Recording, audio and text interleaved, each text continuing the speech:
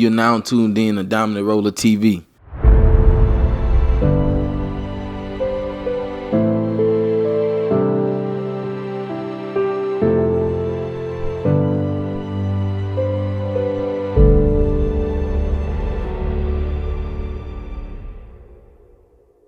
What's up, man? It's Rolla with Dominant Roller TV, man. Right now, I'm right here with HisName, man. What's going on, bro? What up, big brother? What's up, bro? Man, I'm good, bro. Man, I heard some of these tracks that you got coming out, bro. Man, we got some stuff coming, bro. I appreciate you, though, with the support, though. Oh, for sure, man. I'm a big fan of Rapture Rated Productions. That's real talk. Man, that's real. You know what I'm saying, man? I heard this song that you got. It's called, I don't know the name of it, but you was saying something like, "Don't Change on Me." You was talking to God. You was like, "Don't change on me." Yeah, and that's the title of the song. It's called "Don't Change on Me." Okay. It's gonna be on my upcoming tape titled "The Boat." It's just me on there. Really, me just talking to God. That's exactly what it was. Me just having a conversation with him about, about some things that I was dealing with and with people and even with him, not really fully understanding who he was at the time, and just really needing him to set the record straight for me.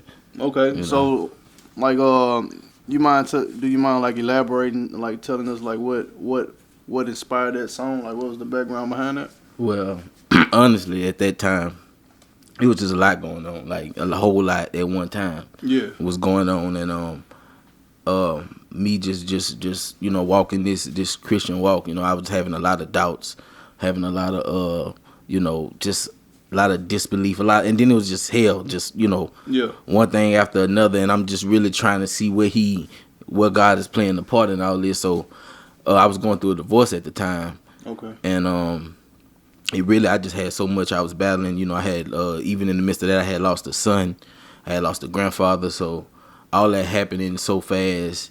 And me being young and really trying to figure out my walk with Christ, I just was like, God, I don't really know what's going on. Everybody seemed to be, doing the opposite. Everybody seemed to be acting the opposite. And then I don't really know where I fit in this. So that was pretty much the backstory of Don't Change on Me, because I was just questioning everybody's motives, even my own. Yeah. Okay. So you say you lost a son? Yeah. Was he like a stillborn or? Actually, he was born premature. He spent 2 months in the hospital. He was really premature, like 4 months premature. Wow. Spent 2 months in the hospital, came home for 2 months, and he died in his bed in the house. So. All right, man. So are you married right now? I know you said you had a divorce. I'm out here. You out? I'm out here. Okay. All right. So like what new projects are you working on right now, man? Well, hurricane season is dropping tomorrow. Okay, is that the song with you and Parker? That's the collab with me and Parker. Tape, just me and him going head to head. But the boat is coming sometime September. We got like 2 different dates that we looking at right now. But for sure, September, the boat is coming out, and that's my project with myself. Where you'll hear Don't Change on Me and stuff like that. Okay, so what is this concept, the boat, come from? So the boat is pretty much, from what we just previously talked about, the boat is pretty much a sum of everything that was really going on. Just to give you the spiritual background behind it, I'm sure everybody knows the story, where Jesus walks on water. Right. And but it's a part of that story that nobody really pays attention to. I just recently paid attention to when God was really giving me the direction of the project. And it's a part at the end of that story where Jesus tells them, he's like, look, don't be afraid, it's me. And the scripture actually says that they was glad to take him on the boat. And when they took him on the boat, it says right after that they immediately got to their destination. So that's something I never seen. That's something I never read. And you read that story a lot. But I read it, and when I seen it, it was like, in that moment, God was like, that's where I want you to go. That's the direction. And basically the boat is saying, we have our own destination. Right. You had your plans in life, whether it's marriage, whether it's where you want to go, whether it's career, whether no matter what it is. The thing is, the only way you're going to really get to the destination that God has planned for you is simply if you let Christ on the boat. If not, you'll steer yourself in your own direction. And so that's basically where the boat is coming from. It's coming from a place of hurt and pain, and only me steering my boat, thinking, Jesus is really on. And he might, and to be honest with you, he was leading, guiding me, but I don't believe. It came to a point where I had to say, you know what, look, I can't just watch you steer me from outside this boat. I need you to get in it. And when he got in it, I got to where I needed to go. Gotcha. Okay. So when I first heard when you told me the title just now, I was thinking like I immediately went to Noah's Ark. Yeah. You know what I'm saying? But it'd be called the Ark then, right? Yeah. But yeah, man. A bunch of animals, a bunch of you know lions, tigers, and bears. Right. I mean, y'all some animals though on the Hey. tracks, man. You know, that's my opinion. You know what I'm saying? Y'all Appreciate some real animals, man. I like this other song that I heard. I think that was Jeremy Duncan, J-Dunn. He was on the beginning. It sounded like a poetry slam or something like that in the beginning. Okay, it was more. I think that's Jack Dawson. Okay. If I'm not mistaken, it got like an old school type of feel to it. Yeah, he called you to the stage. And Exactly. Yeah. That's Jack Dawson, and that's probably one of my favorite songs. That's a high song. And it was different. Mm-hmm. You know, it was kind of bringing me out of my comfort zone, trying to feel that beat out. It was different. I think it's gonna be different for everybody, but for me, it really, that's me. Right. If so on the flip side of the boat, you know, we talking about what the word does and the spiritual understanding behind that project. Mm-hmm. But then there's the natural understanding behind that project. And what I saw was in making it, what I saw and what God showed me was simply the Titanic. And everybody know Jack Dawson. He's the, besides Rose, he's the main character. And so Jack Dawson, I just really want to get on the track and kind of show people who I am. Right, right. If we pay attention to him, he was the guy, on one end, he was reserved, but then on the other end, he was the talented guy with the gifts. And but he was carefree and he lived life kind of like on the edge, but he lived it. If you watch the movie, he at the dinner table, he was just telling him, he was like, I wake up every day not knowing what's gonna happen. Right. But I'm thankful that I got breath in my lungs, and I try to make every day count. And that was just me, just watching that movie and seeing him, me and him have like the same. I feel like we have like the same characteristics. Though I can be reserved because I'm a typically quiet dude. Right. I don't really, say too much. Yeah. And, but the thing was, he was the same way. But when he spoke, it was always powerful. He shocked the people at the table when he said when he just said that little piece. They were just like, he ain't just a stupid little poor kid like we thought he was. Not. And then on the other hand, he was very talented and artistic and then on the flip side, just what he did for her, whatever, it's kind of like he was like the sacrifice. So I see Christ even in that. Him giving up with everything he had, the gifts, the time, all that. He didn't have to do that. He literally laid his life on the line just so that girl could be free. Right. And, people don't look at it like that, but that's what I saw when I watched the movie.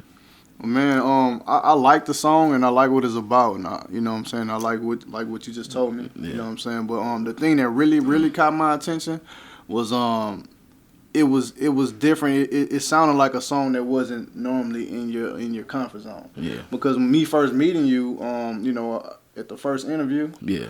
You were the quiet one. Yeah. You know what I'm saying? So it was like, okay, we have some humor in the beginning. Mm-hmm. You know what I'm saying? That caught my attention. It was like, right. Okay, it sounded like you having some fun on this one right here. You know what I'm saying? But then it got real. But at the same time, that humor part brought me like, okay, that's cool. You know what I'm saying? So you got some more tracks on the album like that? On the boat? I could just a lot, to be honest with you, most of that was, for me, that's almost like a turn-up track. Like, that was the hype for me, because... That was the hype? Like, that was the height of it. Like, the height of my turning up. Okay. At that, just on that period. On the boat, it's really like a roller coaster. I got so you going through a roller coaster of my emotions, of what I was going through at the time with everything going on. So, I hit a peak, and then I hit a low.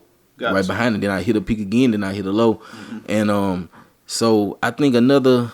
Kingdom Business is the one, though. That's the one that I think Kingdom Business is me at another high point where you can kind of see me, a lot more free, a lot more, energetic and, less reserved and quiet. Because, I feel like that's given to a person who accepts it, who understands that. Right. So you are a Christian rapper, right? I am. Okay, so who is God to you? Who is God? God to me, to be honest with you, is everything. Okay. He is everything. People normally put God in a box and say he is this one thing, he is that one thing. I'm a firm believer in this statement and this relationship over religion. Okay. All day, every day. I don't believe God is specific to one person. I don't believe he's specific to one area. I don't believe he's partial to I'm gonna be honest with you. And I'm gonna say this on here. I don't think he's even partial to religion. I don't believe God is religious at all. What?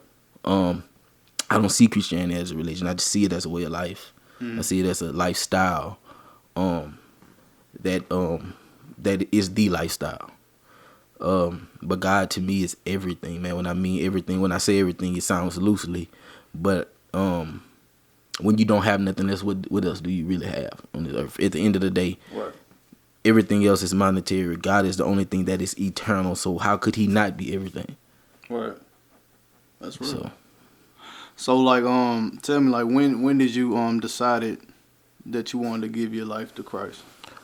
Wow, that's a I don't know. Mine's is weird. I didn't have that moment. I didn't have that one moment where I was like, I had that moment, but it wasn't like, okay. Typically, you saved all your life. That's how I look at it. I was raised in church. You know, I knew what salvation was. I knew who Christ was. What happened to me was I didn't start to have a relationship with Christ until I hit like 22, 23. That's when I got to know who he was, not just of him. You can know of him and kind of be like, you know, I'm saved and I know who Christ is. You know what I'm saying? He died for my sins. But my relationship began with him around 22, 23 when I got ready to have when I got married and had my first child. That's when I said, okay, God, I need to really know who you is. I can't just, you know, because that's when I began to have that one-on-one. Because I had a relationship with God, with Christ, based on my mama relationship, based on my grandma relationship. Based on grandma prayed for me, mama prayed for me. I didn't know him for myself. So when you had a family, when the reality. That's when the reality hit. Number one, reality kind of hit me at that time because it was just like, how can I lead somebody if ain't nobody leading me? Right. So when that hit me, when I understood, okay, I'm finna have a child, I'm finna have a wife, and I'm finna have a child, and how else could I maintain this, keep this, or even steer it in the right direction if I'm not even being led, or I'm not being directed? So it was, from then you knew that I was on. It was that on was your foundation. Yeah. You knew you had to have a foundation. Exactly. Okay. All right. So how long have you been rapping? Oh, that's pretty much all. That's I say pretty much all my life. So has it always been like Christian rap? Yeah. No, it has not. Okay. When you decided to make that turn? Actually, Christian rap has always been around. I hooked up with Jeremy when I was like 12, 13, 14, somewhere in that area. Wow.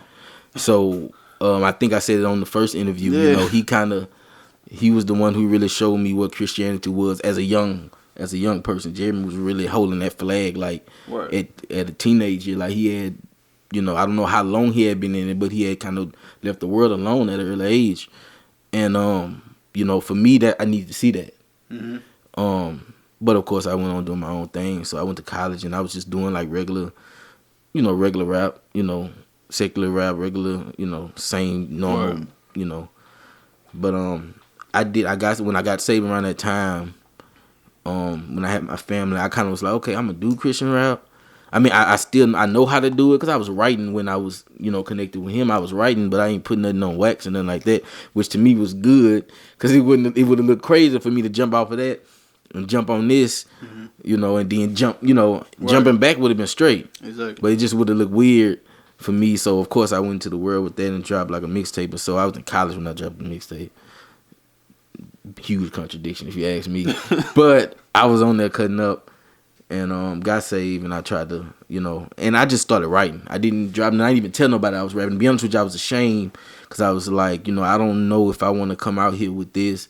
I ain't really sure in my faith 100%. So I come out here and, you know, and really get out here and proclaim that I'm something that I don't know if I am fully. Right. So I was writing. I was doing a lot of writing.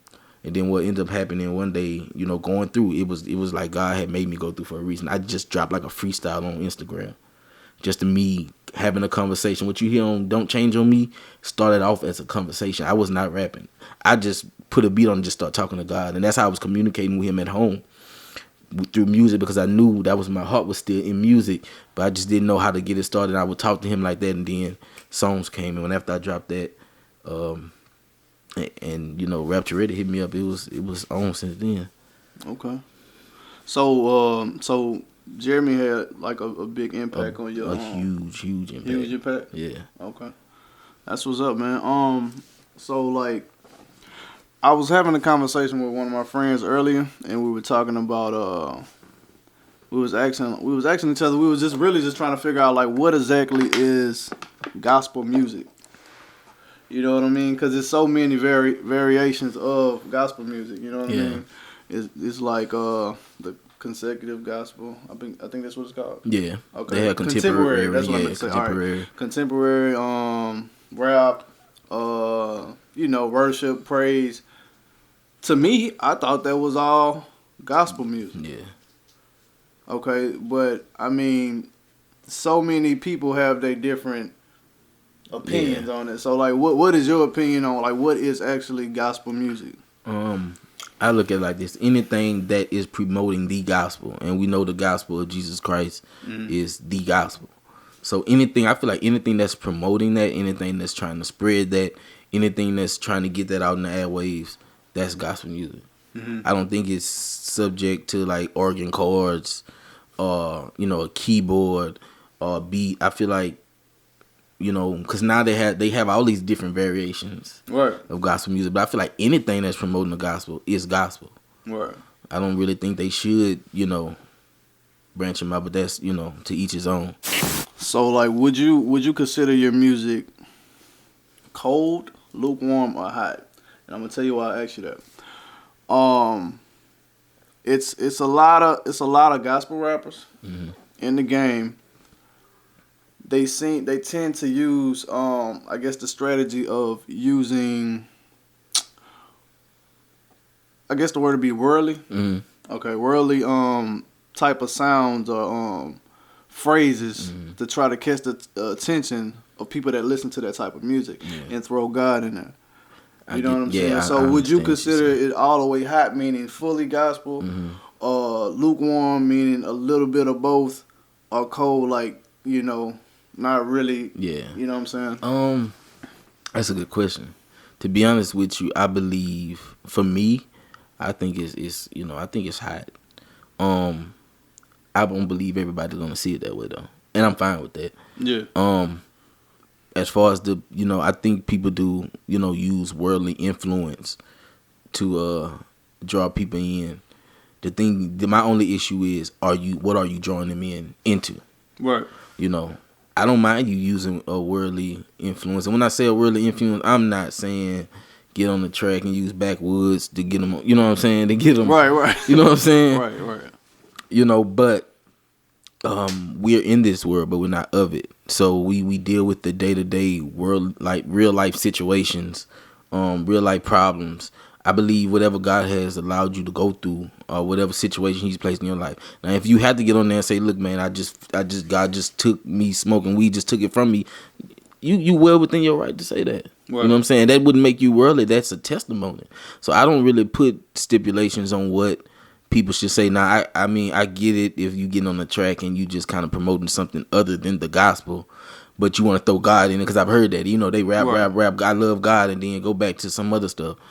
Then that's totally not the mission. That's totally not the call that people that Christians or Christian rappers are even called to. We call to promote the gospel, regardless. Now, how you do it, that's between you and God.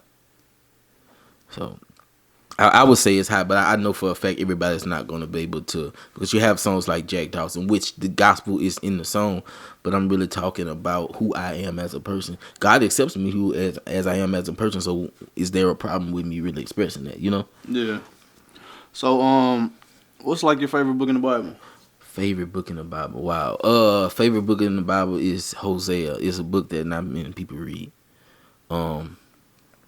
Crazy thing is, Hosea is about a man who married a prostitute. God actually told him to marry her, and what she ended up doing is going out and having kids with a whole bunch of different men. And then God ends up giving him the names. He names all these kids. And then God turns around after he go through all the emotions, all the hurt and the pain of his wife just being out there. God turns around and tells him to take her back, and then love her the same way he loved her when he first found her. And the reason why that's one of my favorite is because God that is who God is to all of us. I always try to let everybody know, and I deal with regular real life people. I don't sit in, I operate in the church, I minister in the church, but I'm blessed to be able to be around all types of people and be okay with it. And that's one thing I want people to know. It don't matter where you go, how far you go, God will take you back. Right. And Hosea stuck with me because I've been that person to go here, go there, do this with this person, do this with that person, do whatever it is I feel like I should be doing. And God still was like, I'm going to still take you back. So Hosea is definitely a real one for me. That's what's up, man. Man, this is a question that we ask a lot of people on this show, man. I just want to ask you this question. The name of the show is Dominant Rolla TV. Of course. I just want to ask you, like, what makes you dominant as a person? I believe what makes me dominant as a person is something. I want to say just the heart that God gave me. Everybody claims to have a good heart, and I know a lot of people with real good hearts. I believe God really gave me a special heart, and that's why Hosea is one of my favorite Bibles, because that man had a special heart to be able to go through what he went through with somebody that wasn't supposed to do what they did and still accept them back. But not only that, but he gave me a resilience, and I think that makes me dominant. At the end of the day, if whoever watched this interview and really know what I went through, God, it wasn't nobody but God that really shook me back from what I really went through, And so with me having that heart, having that resilience, I can only have that because of the love that's in my heart. I can only have that type of resilience to because of the love that I have for God first, and then Him giving me that love back and loving myself, and then loving on the people. People who normally go through stuff, they get up and they have a hatred, for everything walking, and they feel entitled to that.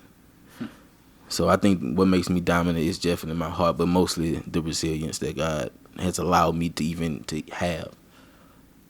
That's what's up, man. Man, this has been a great interview, man. I really enjoyed this conversation, man. Man, I appreciate that. Like, for real, bro. Man, y'all keep it locked with Dominant Rolla TV, man. Check out HisName, man. He got the boat on the way, man. What's your Instagram? Man, Instagram, you can find me is at Key Givens. It's KeiGivens. And that's on Instagram. Facebook, regular Keon Givens, Keion Givens. Artist page on Facebook is Keon Givens HisName. You can find me in any one of those places. Man, y'all keep it locked. Check them out for real.